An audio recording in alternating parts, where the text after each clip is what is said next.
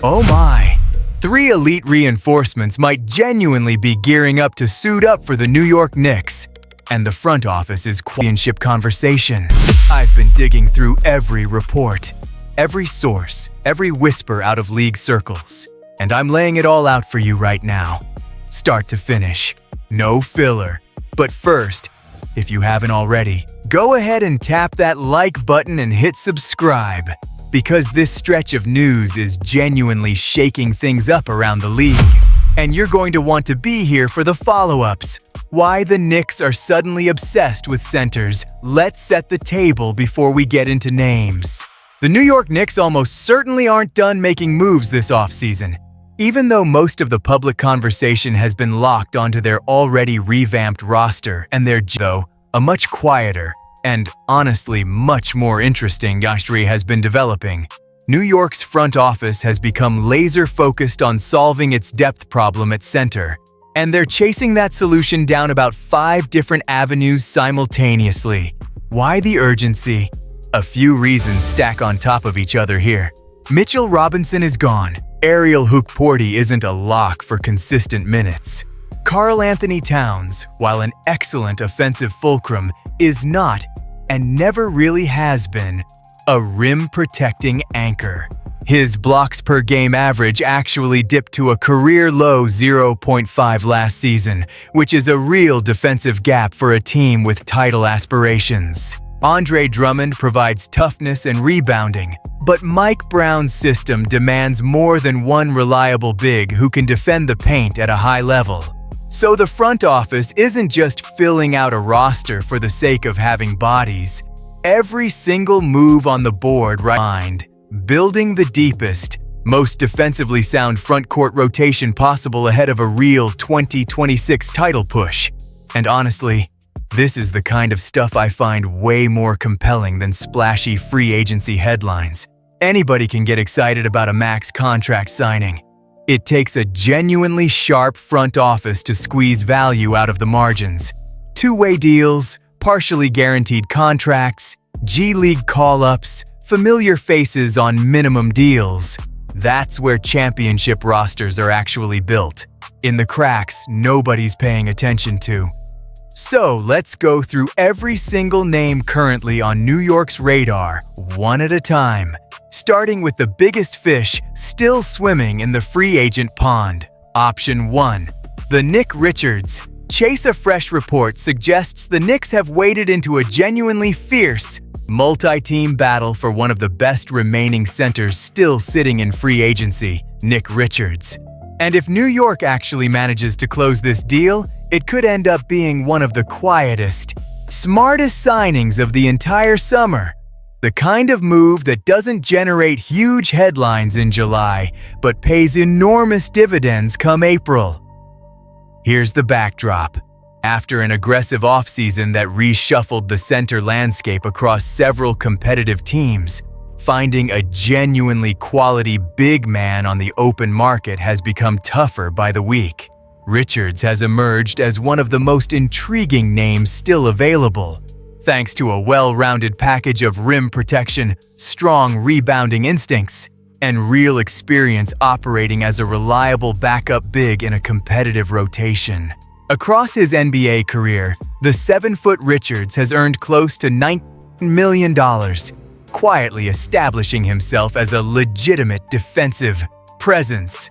The kind of player who can swing a game's momentum without needing a single offensive possession run through him. But the competition for his services is stiff, and New York isn't going to get him without a fight. Reports indicate both the Los Angeles Lakers and the Miami Heat are heavily in the mix as well. The Lakers, in particular, are pushing hard here, and it's easy to see why.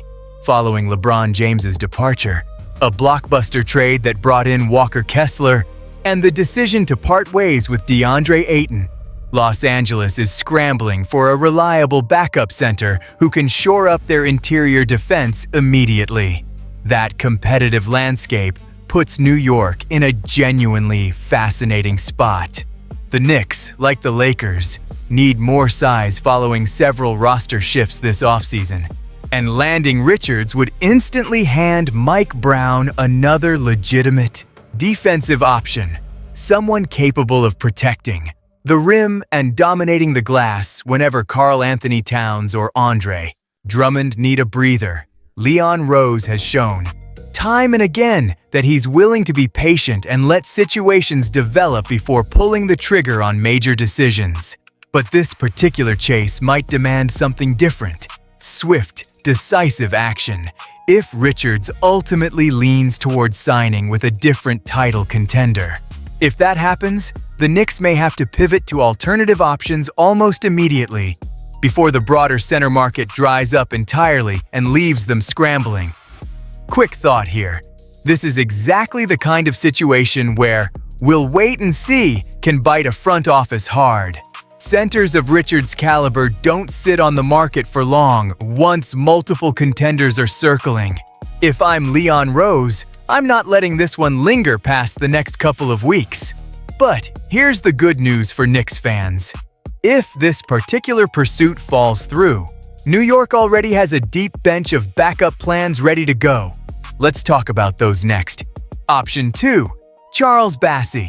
The patient play. Even though he just signed elsewhere, Charles Bassey's name keeps surfacing in Knicks circles. And once you look at the actual contract structure, you understand exactly why.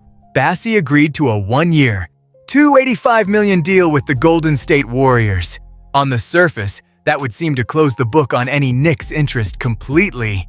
But dig one layer deeper, and the story opens right back up. According to reporting from Hoops Hype's Michael Scott, that contract is only partially guaranteed. Just $1.4 million of it is actually locked in, and that partial guarantee holds firm all the way until January 10th. That means Bassey could very easily become a cap casualty. If Golden State needs to shuffle its roster for any reason before that date, there's an even more important wrinkle buried in the fine print. Though Bassey completely waived his implicit no-trade protections when he signed, essentially the same move Jordan Clarkson made when he inked his own deal with New York a few seasons back. That detail is enormous for the Knicks' flexibility. If Golden State ever decides to move on from him, New York could theoretically swoop in and acquire him for practically nothing, maybe a second-round pick at most, all while staying comfortably clear of the dreaded second luxury tax apron that's been reshaping roster building across the entire league under the new collective bargaining agreement. Golden State's front-court picture makes this scenario more plausible than it might initially seem. Bassey is currently stuck behind Draymond Green, Kristaps Porzingis, and veteran Al Horford on the depth chart. And that's before you even account for promising younger pieces like Jakob Lendeborg and Gui Santos, both of whom are expected to eat into front-court minutes as the season progresses. If Golden State runs into any kind of injury trouble on the wing, or if the roster underperforms in the season's opening months, that logjam could very easily force the Warriors to reconsider Bassey's roster spot altogether. New York, for its part, appears content to sit patiently in the weeds here, waiting a useful big man for pennies on the dollar rather than overpaying for name value now. It's a low-risk, high-reward monitoring situation, and it says a lot about how disciplined this front office has become under the constraints of the current CBA. Translated into actual on-court fit, Bassey brings a younger, springier rim-running profile. He's not a stretch five who's going to space the floor from three, but his mobility helps floor-spacing guards like Jalen Brunson operate with real freedom in the paint. Mike Brown wants high-motor rotation pieces who crash the offensive glass and cover serious ground on defense, and Bassey checks that box cleanly, giving New York a legitimate lob threat and shot blocking. Presence off the bench if the front office's patience eventually pays off. So, would you rather see the Knicks save their cap space and wait patiently for a potential Bassey trade down the road? Or should they have just spent the money now to lock in a backup center immediately? Sound off in the comments. I'm genuinely curious where the fan base lands on this one. Option 3. Oscar Tshiebwe, the G League draft and stash if. You've been wondering why the Knicks are still scanning the free agent market this deep into summer. Here's the full breakdown of what might be their most under-the-radar plan yet. According to reporting from John Conahan at Sporting News and Adam Taylor at Heavy, both citing analysis from Jovan Alford of Knicks on SI, New York is seriously exploring a move for Oscar Tshiebwe as a potential third-string center option. The Knicks already whiffed on bigger names earlier in the offseason, including Jonas Valanciunas and Moussa Cisse, and with Tshiebwe still sitting on the market as a fully unrestricted free agent, he's emerged as a genuinely compelling and remarkably cheap target. The financial picture here is almost elegant in its simplicity. Alford suggests New York essentially treating him as a low-risk flyer for that final center spot by sidestepping a standard veteran minimum contract, which counts significantly heavier against the cap. The Knicks preserve crucial breathing room underneath the second apron, giving themselves more room to maneuver on bigger moves later in the season. It's basically a draft and stash philosophy applied straight to the G League. Keep a genuinely high-upside player on a two-way deal, let him develop, and don't let his salary eat into your championship window flexibility. This kind of and partial guarantee timing are going to have a real structural edge over teams that don't. So, how does Tshiebwe's actual game translate onto the court under Mike Brown? He isn't a stretch five who's going to space the floor from the perimeter. That's not his game at all. What he is, though, is an absolute force on the interior. Down with the Salt Lake City Stars in the G League, Tshiebwe put up a jaw-dropping 13.5 points and 15.5 rebounds a night in just 29 minutes of floor time.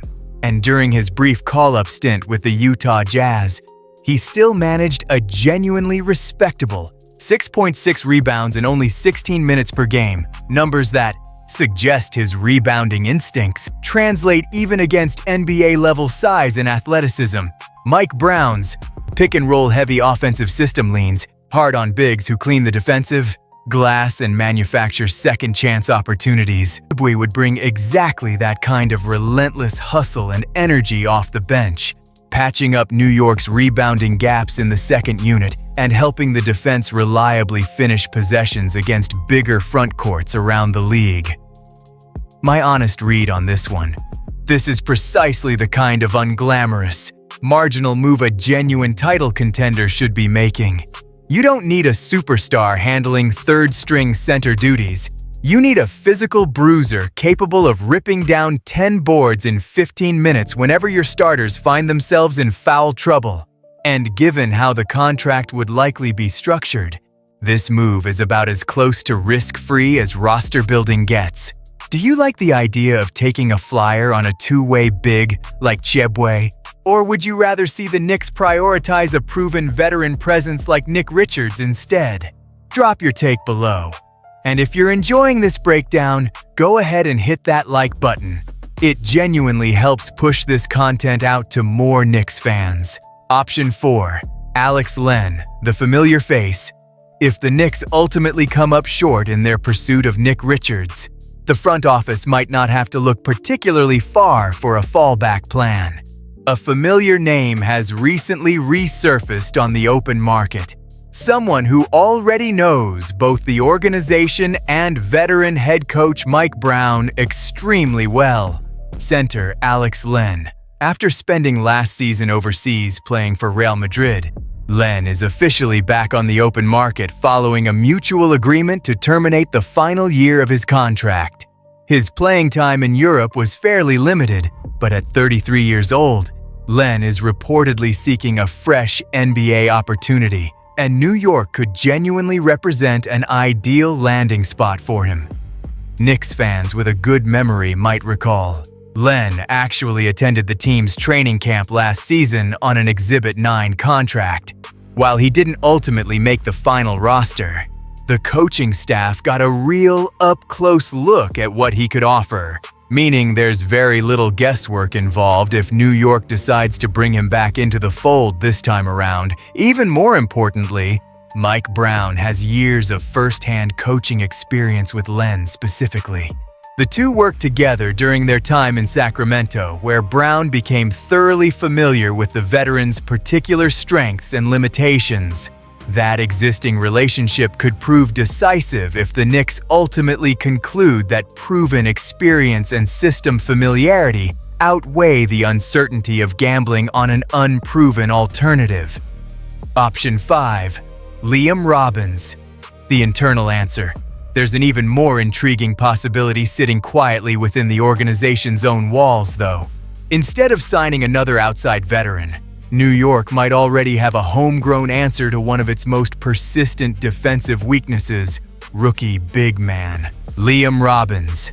Recall that the Knicks made real headlines earlier in the offseason with an aggressive attempt to sign restricted free agent Moussa Cissé, only to see the Dallas Mavericks match the offer and retain their young center. Since that setback, New York has continued hunting for another big man to pair alongside Karl-Anthony Towns and Andre Drummond. But with the external free agent market growing thinner by the day, the front office might reasonably decide that developing an internal option represents the smarter, long-term play. And that's exactly where Robbins enters the conversation. The 7-foot center quietly turned heads during NBA Summer League action. He and the broader Knicks squad struggled through their opening couple of games, sure, but Robbins closed out the tournament on a genuinely strong note. Across his final 3 Summer League appearances, he averaged 14 points, 6 rebounds, and 3 blocks a night, while also knocking down several 3-pointers along the way.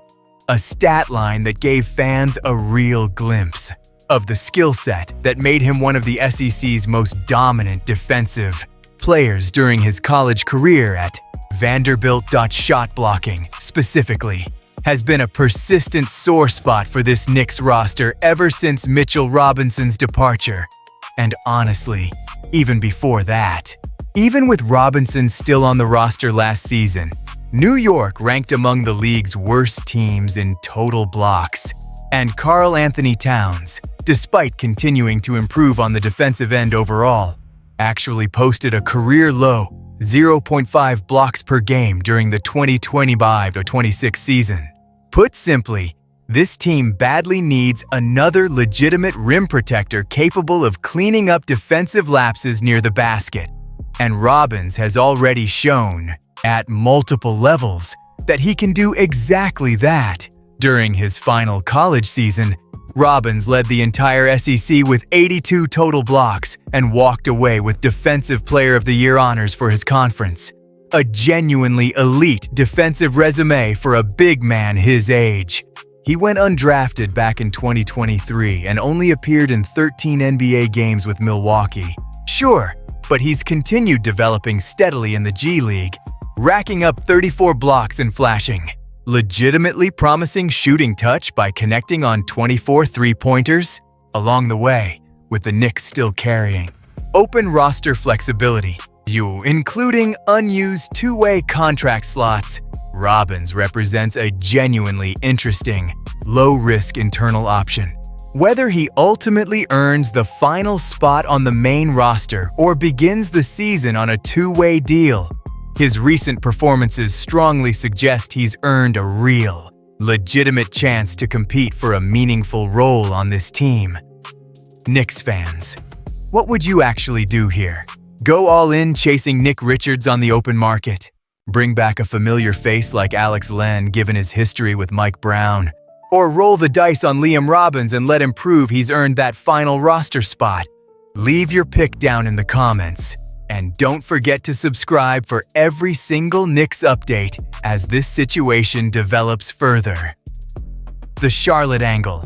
Why Mosaic Diabate keeps coming up. Now let's zoom out to the trade market, because there's a genuinely fascinating parallel storyline developing up in Charlotte that could end up solving New York's center problem in an entirely different way.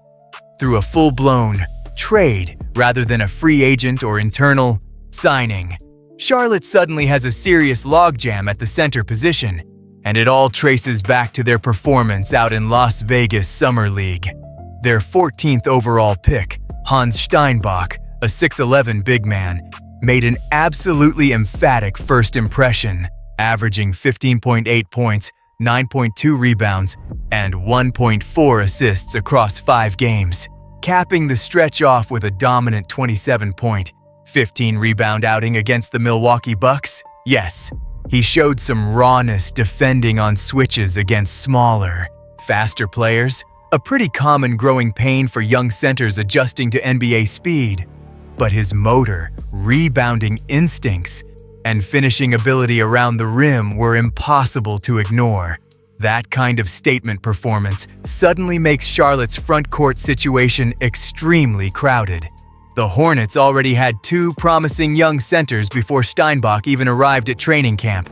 Mosaic Diabate, who climbed his way from a modest 2-way contract into a legitimate rotation piece through sheer development and consistency, and Ryan Kalkbrenner, a genuinely capable rim protector with real offensive tools still coming into form. Now, with Steinbach added into that mix as a legitimate lottery-caliber talent, Charlotte is staring down a math problem that simply doesn't have a clean solution. There aren't enough minutes on the floor to keep 3 developing young centers all satisfied and progressing at the rate they need to. At some point, Charlotte will have to make a real decision about who its true franchise center of the future actually is. And a lot of league analysts believe the smartest financial move for the Hornets would be converting one of those 3 bodies into additional draft capital, or using that return to fill a different, more pressing need elsewhere on the roster before the season tips off. Diabate looks like the most logical trade chip of the group.